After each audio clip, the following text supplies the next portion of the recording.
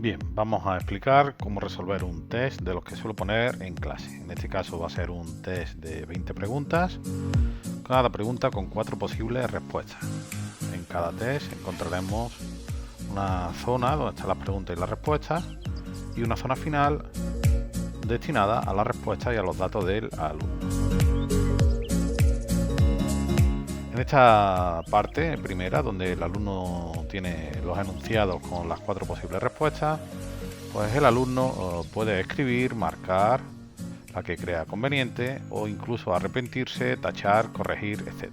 También puede hacer anotaciones por si él quiere ahí apuntar un pequeño esquema o cualquier cosa que estime oportuna. No hay ningún problema ni ninguna restricción. Es bueno que no olvidéis que siempre una de las respuestas será la correcta. No puede haber casos en los que un enunciado, sus respuestas todas sean incorrectas o todas sean correctas. Ese tipo de juegos, digamos, no existen. Las respuestas, un enunciado, una respuesta correcta.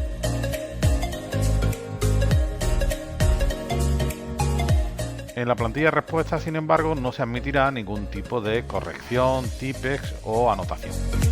Aquí el alumno solo puede escribir la respuesta en las columnas habilitadas para ello y sus datos personales y la fecha. No hay nada más. Por lo tanto, el alumno aquí escribirá su primer apellido, su segundo apellido, una coma y el nombre.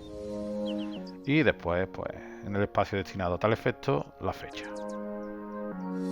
En este caso hemos puesto un ejemplo, Ana Pérez García, pues escribiría Pérez García Ana y la fecha en la que sea el examen. A partir de ahí ya el alumno no puede escribir más nada, salvo las respuestas que estime pertinentes, y si no está seguro, pues las dejaría en blanco aquellas que no supiese.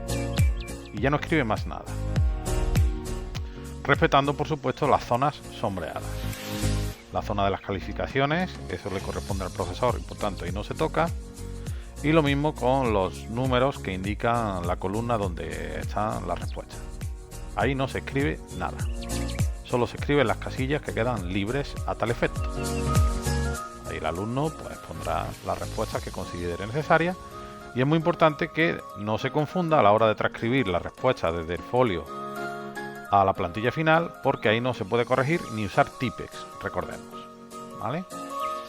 Si cree que la respuesta no la tiene segura, yo le recomiendo que la deje en blanco para que no le sume, pero tampoco le reste, porque las respuestas incorrectas en un tipo test restan, mientras que en blanco simplemente no suma. El alumno entregaría, por ejemplo, el examen así. Con esto es más que suficiente, no se puede escribir nada más. Este alumno ha decidido dejar una serie de preguntas en blanco y una serie de respuestas, pero no hay correcciones, ni tipex, ni tachones, ni nada. Y no se puede ya corregir nada. Una vez que entregue el examen, pues el profesor contará primero las que ha dejado en blanco, en este caso 1, 2, 3, 4, 5, y se anota el profesor en su correspondiente casilla. En blanco pues tendríamos 5.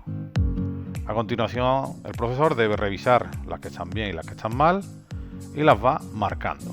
En este caso 1 y 2. Y se anotarían en el espacio correspondiente. 2.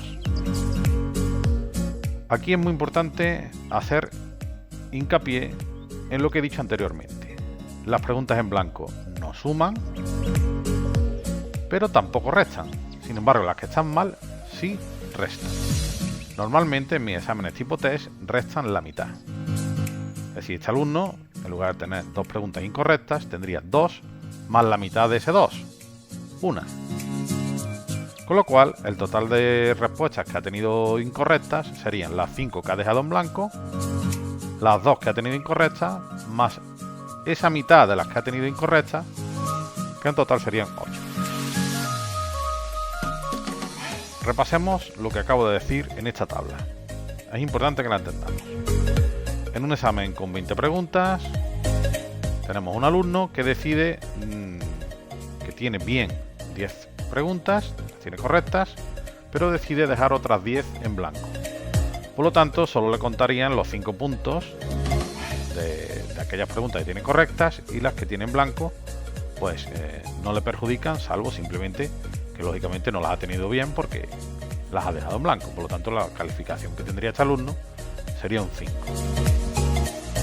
Sin embargo, en un segundo caso en el que el alumno tenga 10 preguntas correctas, pero digamos haya decidido jugársela o lanzarse a la aventura, y en lugar de aquellas que no tenía claras, en lugar de dejarlas en blanco, las ha tenido mal, pues como restan, esas 10 preguntas incorrectas, digamos, equivaldrían a 5 puntos negativos, con lo cual los 5 puntos positivos que ha tenido por las correctas quedarían anulados por los 5 negativos de las incorrectas, con lo cual su calificación final, en lugar de ser un 5 como era en el primer caso, ahora es un 0.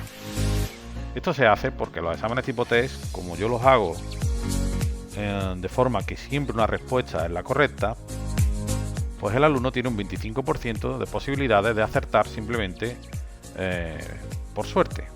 Entonces, para evitar ese factor suerte y que haya un mayor grado de, digamos, honradez en su respuesta, pues se introduce este factor.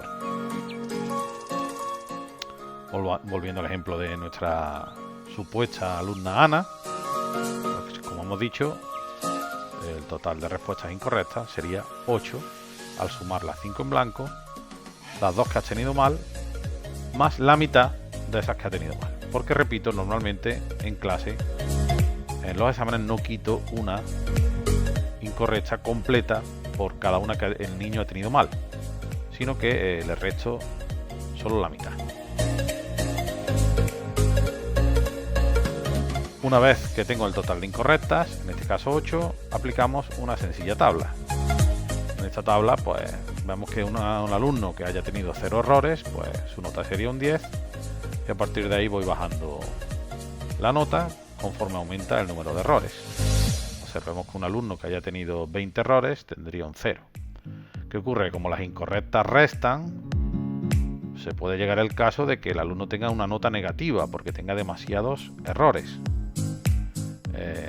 Es por eso que siempre recomiendo, como ya he dicho, la prudencia y que solo se respondan las preguntas en las que estamos seguros, las que no se deberían dejar en blanco.